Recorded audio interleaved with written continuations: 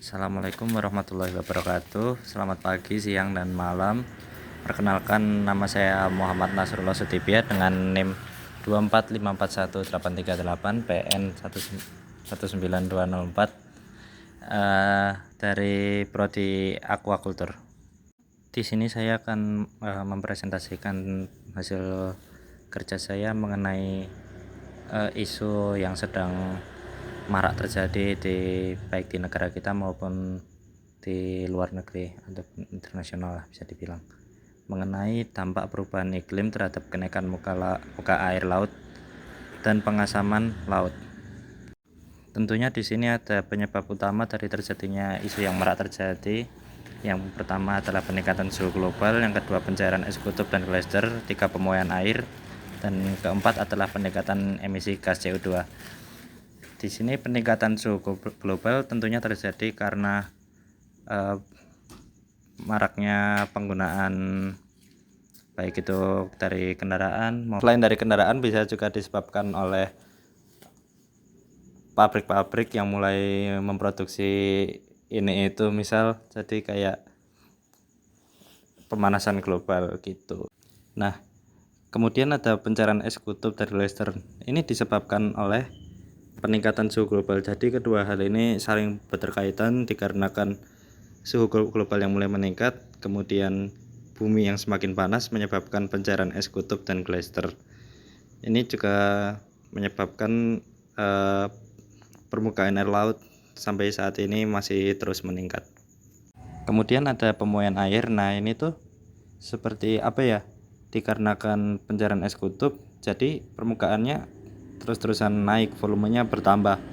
Kayak semisal kita naruh es di lantai, nah itu lama-lama kan mencair, menyebabkan genangan air.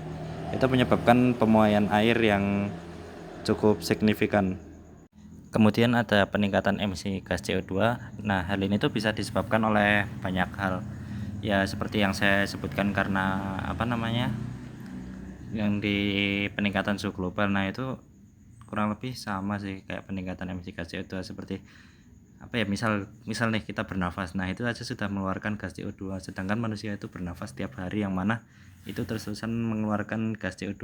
Bahkan saya sekarang pun sedang bernafas, ini sedang mengeluarkan gas CO2, dan saya berarti berkontribusi dalam peningkatan emisi gas CO2. Kurang lebih seperti itu ya guys ya.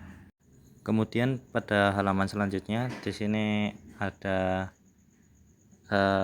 laut naik akibat es mencair dan pemuaian air. Dampaknya banjir rob, erosi pantai, dan pulau yang tenggelam. Kemudian ada kehilangan ekosistem pesisir, mangrove, dan padang lamun. Nah, di sini itu kenaikan muka laut adalah salah satu dampak paling nyata. Es yang mencair menambah volume air laut, ditambah lagi dengan pemuaian massa air. Akibatnya, wilayah pesisir sering mengalami banjir rob dan erosi. Pulau-pulau kecil terancam tenggelam, dan ekosistem penting seperti mangrove dan padang lamun semakin terdesak. Padahal ekosistem ini berfungsi melindungi pantai dan menjadi tempat hidup berbagai biota laut. Seperti gambarannya itu seperti Jakarta. Nah, itu Jakarta bentar lagi tenggelam itu karena kan Jakarta padat, terus dia kan ada di pinggir ini kan, pinggir kolam kolam di pinggir laut juga kan.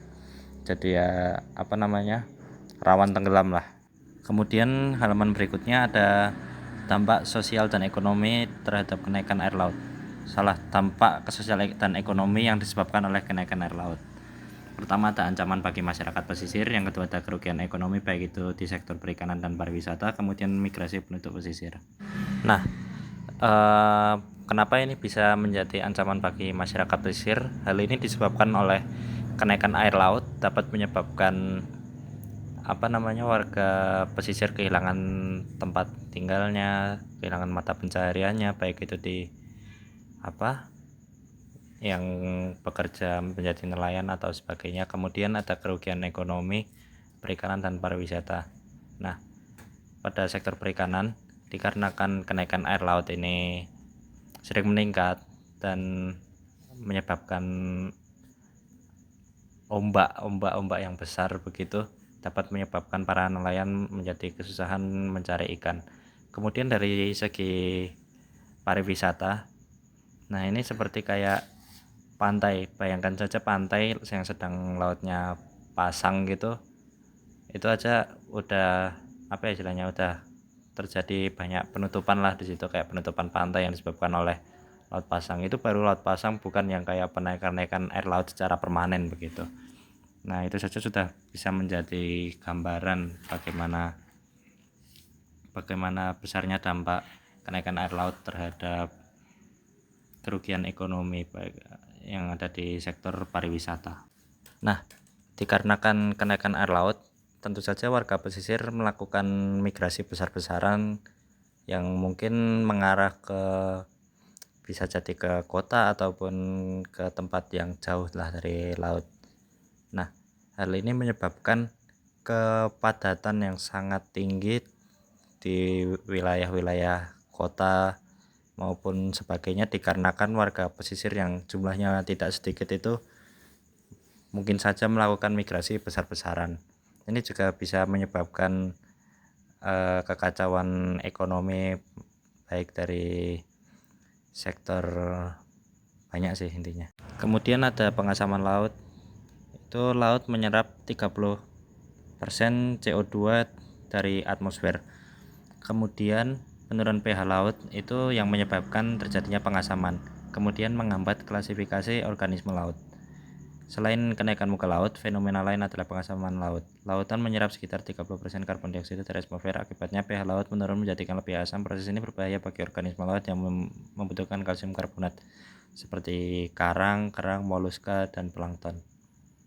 Nah, dari pengasaman laut di sini ada dampak ekologis yang dapat terjadi. Yang pertama, terumbu karang rusak. Kedua, karang dan plankton sulit membentuk cangkang. Kemudian rantai makanan laut terganggu.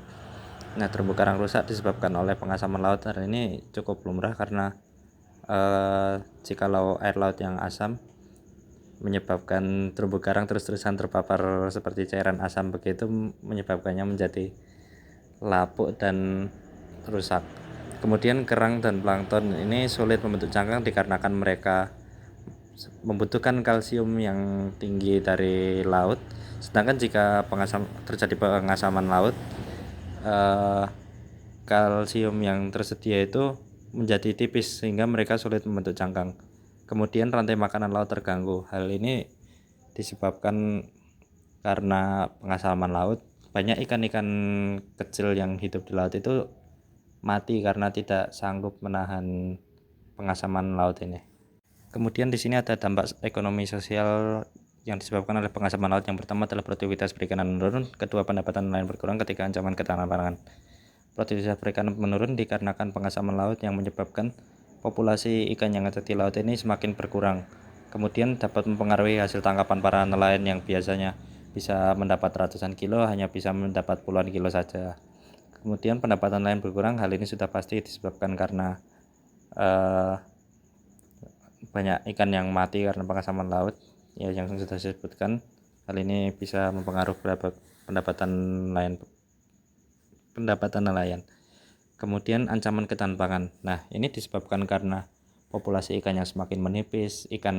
Bisa jadi ikan mulai jarang di pesisir. Nah, itu warga-warga pesisir baik yang tinggal di sekitaran pantai atau sebagainya itu kesulitan mendapatkan sumber pangan, dikarenakan biasanya mereka sehari-harinya itu mengonsumsi organisme laut seperti ikan, kerang, dan lain sebagainya. Kesimpulan yang dapat diberikan adalah perubahan iklim itu menyebabkan kenaikan muka laut dan pengasaman laut. Dampaknya bisa merujuk pada ekologi, sosial, ekonomi yang sudah saya sebutkan tadi. Dan hal ini bisa ditanggulangi dengan tindakan mitigasi dan adaptasi. Nah, sekian presentasi yang dapat saya berikan. Kurang lebihnya mohon maaf.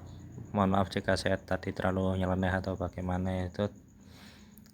Ya, tolong dimaafkan. Terima kasih dan wassalamualaikum warahmatullahi wabarakatuh.